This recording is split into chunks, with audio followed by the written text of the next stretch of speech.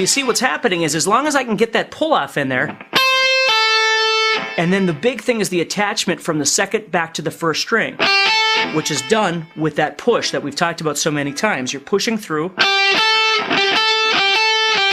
Okay? So you're getting 2 notes for the price of 1 pick. So you're getting...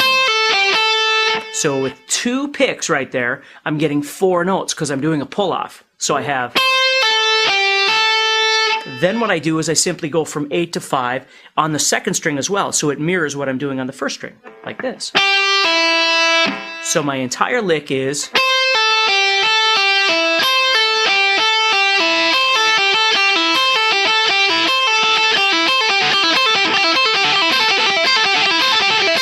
So it's a really effective speed lick, and you're really not putting that much effort into it. You know, the big thing is as we've talked about before in the first section of this series, is those pull-offs, getting your fingers strong, being able to do real strong hammer-ons, real strong pull-offs.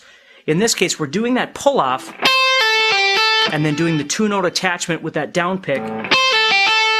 And then the next 2, now it's up to you whether or not you'd want to pick these 2 as a down strum or whether you'd want to pick it as an up strum. If you remember in one of the earlier licks, we also talked about playing inside the strings or outside the strings. Okay? In this particular case, if I played the second string as an up strum, then I'm inside the strings. I'm in between there, and it makes it a little bit faster to move.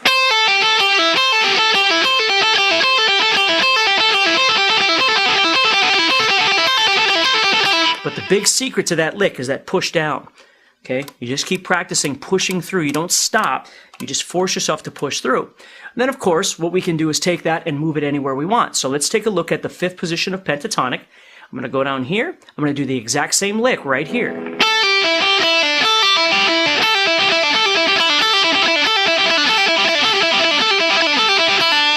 I can go to the first position, do the same thing like I just did. I can go to the second position. Now the cool thing is I could do those in any one of those positions if I was jamming in there and then lead into another lick as we've been talking about. Or I could attach each one of those patterns, fast or slow, it's entirely up to you. I could attach them to move myself up the fretboard.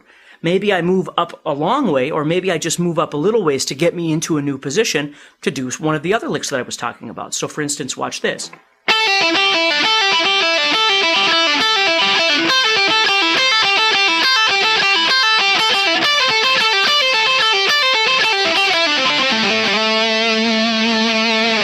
Now if I did that same thing a little bit faster,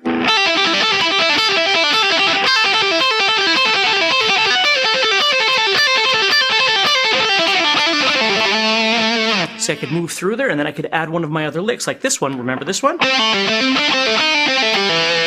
could use that right inside there.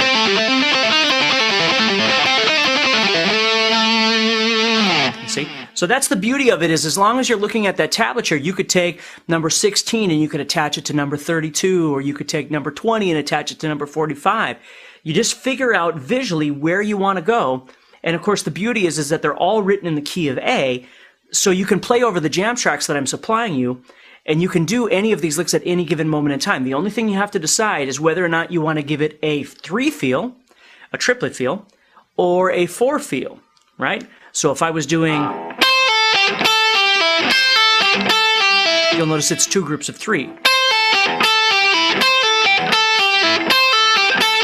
Now that doesn't mean that the lick can only be done in a grouping of 3, or 6 in this case.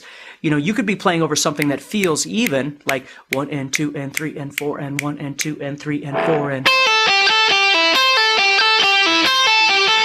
Half the fun of those are, if you were thinking in terms of eighth notes and you were playing 1 and 2 and 3 and 4 and 1 and 2 and 3 and 4 and, instead of playing a pattern that fills that entire thing, this is only going to take 6 of those 8, right? So it starts over early. That's what makes it sound kind of fun. So when you're jamming over a rhythm,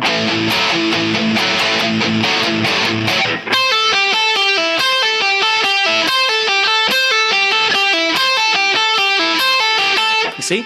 So that's the great thing about these, is you can use them in groups of, or patterns of 3 or patterns of the 4.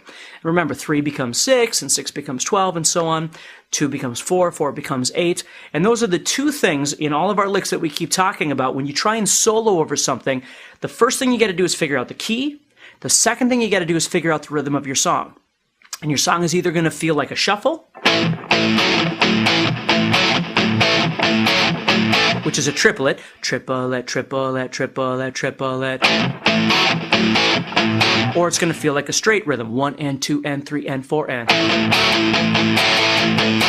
And it doesn't matter whether it's rock, it doesn't matter if it's blues, doesn't matter if it's hard rock or metal, you know, it's always going to have that feel.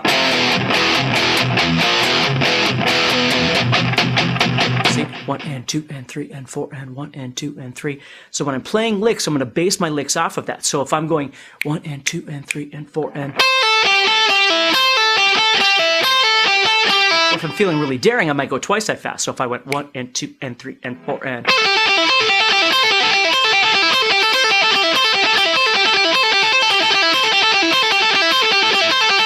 See, that's the great thing about getting that right hand technique down is there's so many things that you can do. They sound great, but they're really not that hard to do. So keep taking a look at that and see what you can do with it.